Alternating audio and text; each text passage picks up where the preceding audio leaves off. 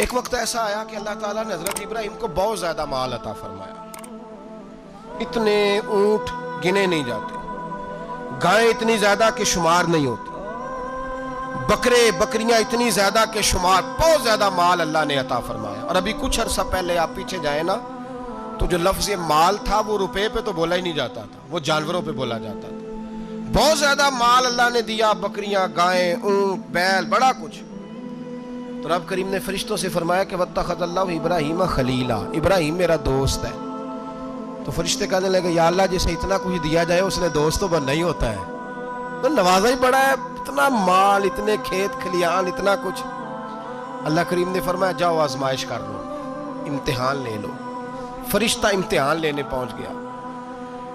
حضرت ابراہیم کے جانور چر رہے ہیں چراگاہ میں، حضرت ابراہیم بھی ہیں، غلام بھی ہیں، بہت بڑا ریوڑ ہے.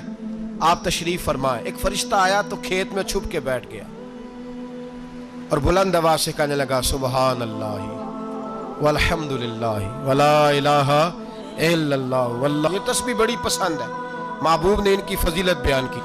اب وہ حضرت سیدنا ابراہیم علیہ السلام کھڑے تھے تو وہ کھیت میں بیٹھ کے تسبیح پڑھنے لگا سبحان اللہ والحمد للہ ولا الہ الا اللہ. حضرت ابراہیم کہنے لگے یہ میرے رب کا نام کون لے رہا ہے؟ بڑی اس کی میٹھی آواز ہے، بڑی، کون ہے؟ ڈھونڈنے لگے، گھومتے گھومتے اس کے پاس چلے گئے. فرشتہ انسانی شکل میں، تو میرے رب کا ذکر کر رہا تھا؟ اس نے کہا میں ہی کر رہا تھا. فرمانے لگے یار ایک دفعہ پھر نہیں کرتا؟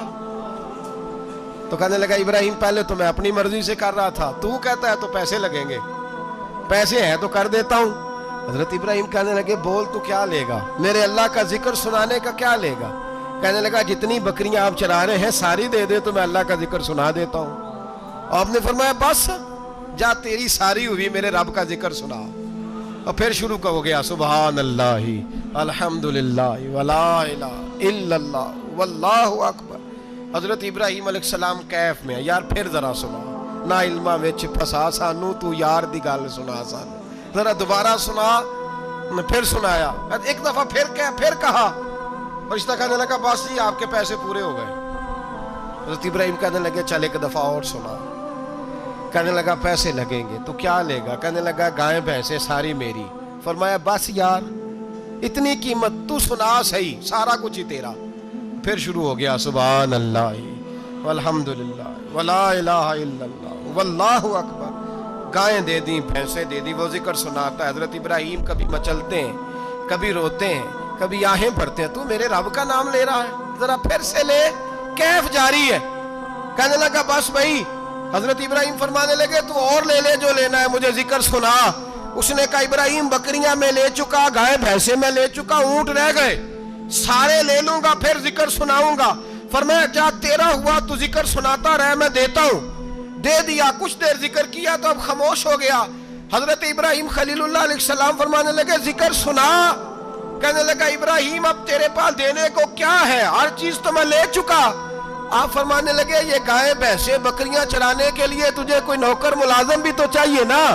تو اس طرح کر مجھے رکھ لے، میں روٹی نہیں مانگوں گا، کھانا نہیں مانگوں گا، تو اللہ کا ذکر سناتا رہنا، میں تیرے جانوروں کی نوکری کرتا رہوں گا. حضرت ابراہیم علیہ السلام نے جب یہ کہا نا، فرشتے کی آنکھوں میں آنسو آ گئے. تردامنی پہ شیخ ہماری نہ جائیے، ہم دامن نچوڑ دیں تو فرشتے وضو کریں. فرشتہ رو پڑا اور کہنے لگا ابراہیم مجھے سینے سے لگاؤ، آپ واقعی اس قابل ہے کہ اللہ آپ کو اپنا دوست بنائے، واقعی اس قابل ہے کہ رب آپ کو اپنا. حضرت ابراہیم علیہ السلام کا خدا سے محبت کرنے کا نرالا انداز. اور میرے بھائی یہی محبت انہیں میرے مصطفیٰ سے بھی تھی. ایک نبی گھر بنا رہا ہے، دوسرا بنوا رہا ہے. حضرت اسماعیل علیہ السلام پتھر اٹھا کے لا رہے ہیں، جناب ابراہیم بنا رہے ہیں. جب خانہ کعبہ بن گیا تو کہنے لگے ربنا وابعث فیہم رسولا، اے اللہ اب اسے بسانے کے لیے اپنا آخری رسول بھی عطا فرما. نبی پاک فرماتے ہیں میں دعا ہوں حضرت ابراہیم کی. یہ قربانی حضرت ابراہیم کا طریقہ ہے. حضور نے اگرچہ نبی پاک کی اپنی سنت تھی، یہ بھی کہہ سکتے تھے سنتی و سنت ابیکم ابراہیم، میری سنت ہے اور تمہارے باپ ابراہیم کی سنت ہے. یہ نہیں فرمایا. جب صحابہ نے کہا قربانی کیا ہے، فرمایا سنت ابیکم ابراہیم، یہ تمہارے باپ ابراہیم کی سنت ہے. ہر صاحب نصاب پر قربانی واجب ہے.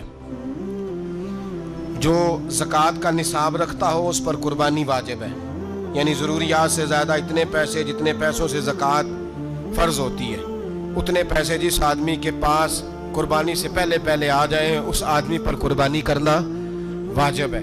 बकरा, छतरा, दुम्बा 1 साल का या दुम्बा 6 महीने का हो पर इतना बड़ा महसूस होता हो कि लगे कि 1 साल का है, उसकी कुर्बानी हो सकती है। जानवर में कोई ऐब नहीं होना चाहिए, इतना कमज़ोर ना हो कि ज़िबा जहाँ उसे करना है वहाँ वो चल के जा ना सके, इतना कमज़ोर जानवर ना हो, उसके अंदर बज़ाहिर कोई इतना बड़ा नक्स ना पाया जाता हो, काना ना हो, लंगड़ा ना हो, कोई उसकी हाथ ना कटे हुए हों, ऐसा नक्स जो वाज़े हो।